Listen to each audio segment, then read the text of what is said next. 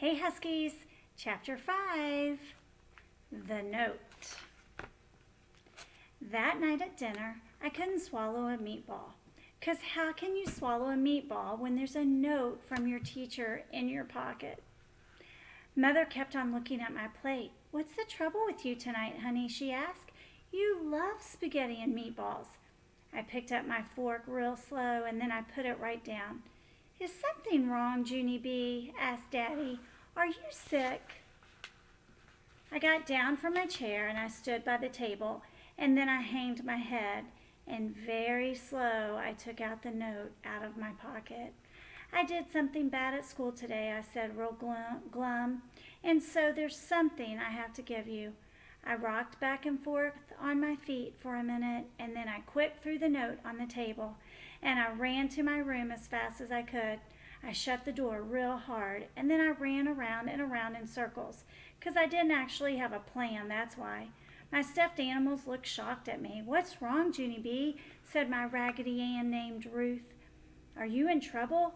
"Of course she's in trouble," said my Raggedy Andy named Larry. "Can't you tell? I bet Mother and Daddy are going to be running in here any second." My elephant, named Philip Johnny Bob, did some fast thinking. "Hide, Junie B," he told me. "Hide in the closet until they calm themselves down." I nodded at that good idea. Elephants are the smartest stuffed animals there is. After that, I quick grabbed him by his foot and ran into my closet. We climbed over shoes and games, and then we scrunched way down in the corner. Pretty soon, we heard Mother and Daddy come into the room. Our hearts started to pound and pound, and then we tried to scrunch even smaller, only too bad for us because Philip Johnny Bob accidentally knocked over a shoebox, and it made a loud crashing sound. Mother and Daddy opened the closet door. I waved at them real pleasant. "Hello, how are you today?" I said. Philip Johnny Bob held out his arms. "I love you people," he said. Daddy rolled his eyes, and then he came into the closet and he carried us out. He sat me with Philip Johnny Bob on the bed. Mother sat next to us. "You didn't have to hide from us, Junie B," she said. "Daddy and I didn't come to yell at you.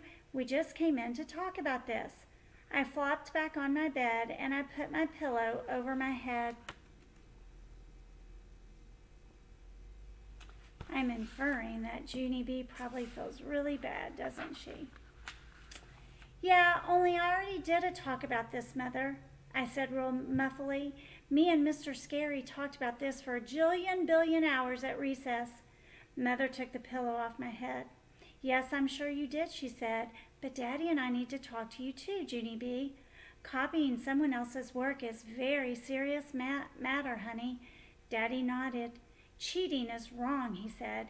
"We want to make sure you understand that." I did a big, deep breath at that man. "But I already do understand that, Daddy," I said. "I don't even like cheaters myself." I thought for a minute.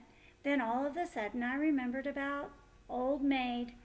I sat right up. "And anyway, if you think cheating is so wrong, then how come you do it yourself?" I said. "Huh, Daddy, huh?" Daddy looked shocked at me. "What?" he said. "What are you talking about? I don't cheat." "Yes, you do cheat," I said back. "On account of last week, you cheated me at Old Maid, and I'm still not over that terrible experience." "Junie B, that's not true," Daddy said. "I already explained that to you, remember? When you raise the Old Maid above the other cards in your hand, it's not cheating. It's part of the fun." "Yeah, only it wasn't fun," I said. "It wasn't, because after you raised her up there, you did a wink at me like it wasn't really her. Only it was her, Daddy." "And so what kind of sneaky trick was that?" Daddy rolled his eyes way up at the ceiling, and then he shook his head kind of annoyed, and he left my room. Mother ruffled my hair. "Honey, sorry," she said, "but I'm afraid Daddy is right on this one. What he did was sneaky. It wasn't cheating. Trying to fool the other person is supposed to be part of the game." After that, she went to go start my bath water. Me and Philip Johnny Bob flopped back on my pillow. We did a sigh, 'cause grown-ups never do anything wrong, it seems. Not even when they do. I think she doesn't understand. That is just kind of playing the game, isn't it? You're trying to trick the other person, but actually cheating is maybe copying off someone that you shouldn't, isn't it? It's kind of two different things, isn't it? All right, let's see what happens. Oh, I forgot to tell you, the next chapter is tin can.